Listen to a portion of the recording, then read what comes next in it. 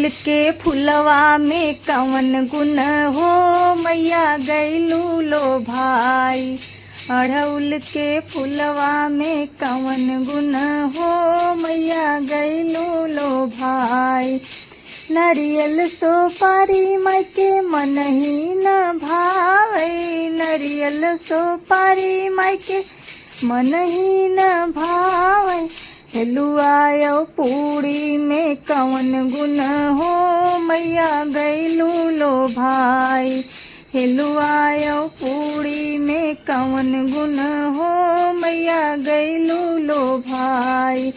अढ़उल के फुलवा में कवन गुण हो मैया गैलू लो भाई। हाथी और घोड़ा मायके मन ही न भावै। हाथी और घोड़ा मायके मन ही न भावै।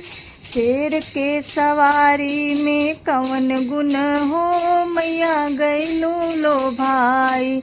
शेर के सवारी में कवन गुण हो मैया गैलू लो भाई। अढ़उल के फुलवा में कवन गुण हो मैया गैलू लो भाई। अढ़उल के फुलवा में कवन गुण हो मैया गैलू लो भाई। महल अटारी मायके मन ही न भावै। महल अटारी मायके मन ही न भावै। ऊंचे पहाड़िया में कवन गुण हो मैया गैलू लो भाई। ऊंचे पहाड़िया में कवन गुण हो मैया गैलू लो भाई। अढ़उल के फुलवा में कवन गुण हो मैया गैलू लो भाई। अढ़उल के फुलवा में कवन गुण हो मैया गैलू लो भाई। जड़ीदार साड़ी माके मन ही न भावै। जड़ीदार साड़ी मायके मन ही न भावै। लाली चुनरिया में कवन गुण हो मैया गैलू लो भाई।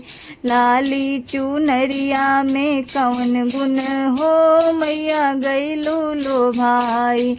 अढ़उल के फुलवा में कवन गुण हो मैया गैलू लो भाई। अढ़उल के फुलवा में कवन गुण हो मैया गैलू लो भाई।